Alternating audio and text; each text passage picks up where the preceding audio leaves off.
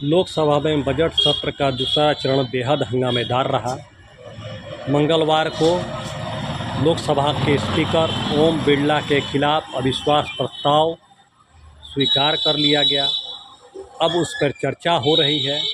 दरअसल लोकसभा में करीब 50% से अधिक सांसदों ने पक्ष में मतदान किया, जिसके बाद पीठासीन ने उस प्रस्ताव को स्वीकार कर लिया। अब उस पर चर्चा हो रही है और इसके बाद वोटिंग कराई जाएगी। वोटिंग में यदि 50% से एक अधिक सांसद ओम बिरला के खिलाफ मतदान करते हैं तो वह अपने पद से हट जाएंगे। दोस्तों, हम बता दें कि लोकसभा के इतिहास में आज तक किसी भी स्पीकर को अविश्वास प्रस्ताव के जरिए नहीं हटाया जा सकता। माना जाता है कि अब तक 2 बार लोकसभा के स्पीकर के खिलाफ इस तरह के प्रस्ताव आए हैं, चर्चा भी हुई है, वोटिंग भी हुई है, लेकिन वह इस पद पर बने ही रहे, कभी उन्हें हटाया नहीं जा सका।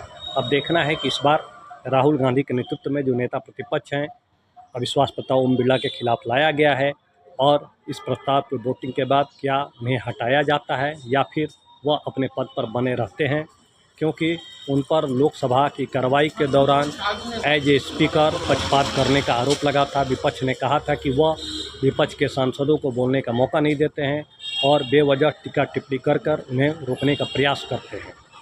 अब अविश्वास प्रस्ताव के जरिए विपक्ष उन्हें हटाने पर आमदा है, वहीं सत्ता पक्ष उन्हें बचाने की जद्दोजहद में है।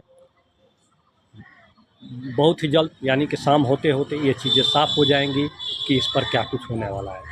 वहीं विपक्ष ने यह साफ कर दिया है कि मुख्य चुनाव आयुक्त के खिलाफ भी उनके द्वारा अविश्वास प्रस्ताव लाकर उन्हें हटाने की तैयारी की जाएगी।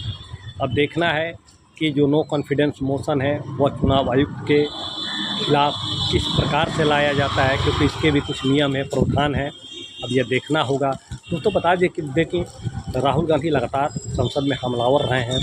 वह लगातार, चाहे वो एप्स्टीन फाइल का विषय हो, चाहे MM नरवणे की किताब के विषय हो, चाहे अन्य विषयों पर काफ़ी हमलावर रहे हैं।